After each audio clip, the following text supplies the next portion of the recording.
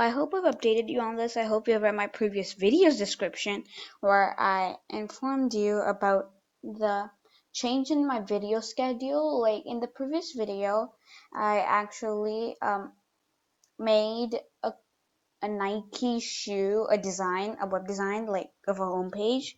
So whenever I do those sort of projects, I usually want to create just one video for that week. But when I'm teaching tutorials, something like the spread operator, like I'm going to today, then I might edge out into doing more of 2 videos per week. So that's my flexible schedule. I like to have that because my life is full of unforeseen stuff, and then I have school also. I was able to make more content during my holidays, but not now. So anyway, today we're going to cover the spread operator, so let's get right to it. And in case you like this video, please subscribe to my channel if you're new here, and yeah, subscribe to my channel, like my videos, and all of that. So over here, again, to teach the spread operator, I'm going to start by creating an array. 1, 2, 3, 4, 5. Okay, it doesn't really matter about the order. And I'm going to create a not so useful function here. So function append value. I mean, I can easily do this with just a method of arrays. Oh yeah, by the way, from my array method series, I'm getting back to it next week or the next week because I've been pretty bummed out with it. I mean, it's a little boring for me, but I want to keep creating content for you guys, so it's fine. I'm gonna do it next week or next week. So function append value. So it's basically going to take a value that I'm supposed to append. Like I said, this function is not an example of a real life thing because we already have an array method that does the job for us.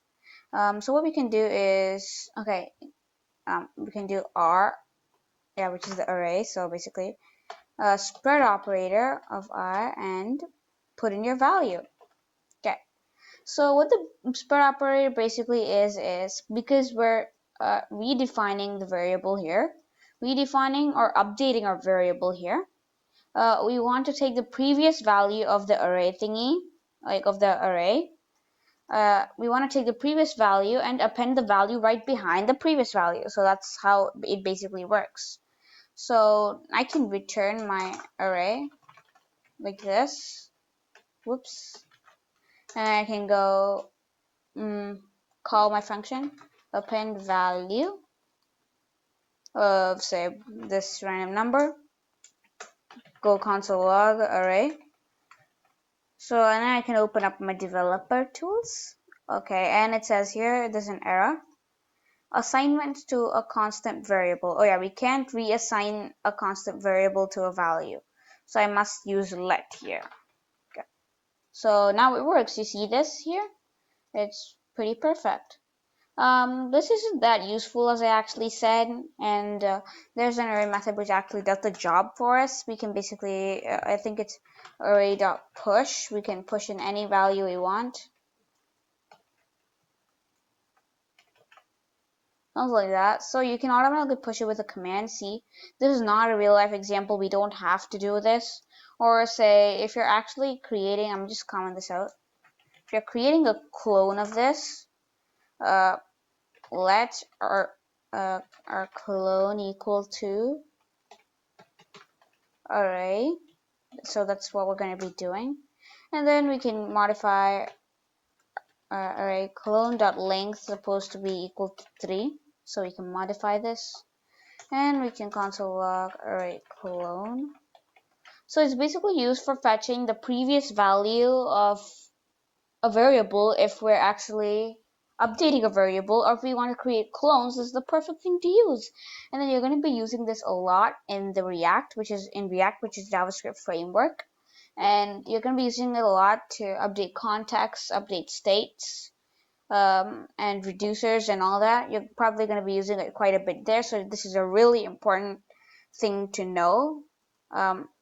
This really important concept to know. So this is basically a spread operator. Hopefully you got it. And my inspiration to create this video is, I can call him a friend. Okay. I'm gonna just open that window up right away.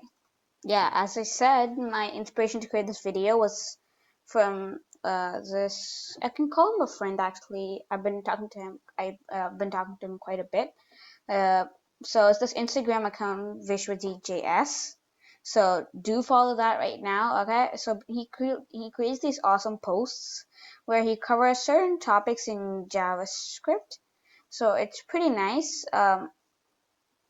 He does understanding strings in JavaScript, hoisting, asynchronous JavaScript. So where I got the inspiration from was the rest parameter. I saw these three dots, and I'm like, ooh, it's a no-brainer to actually create the next video using this. So he creates these awesome stuff.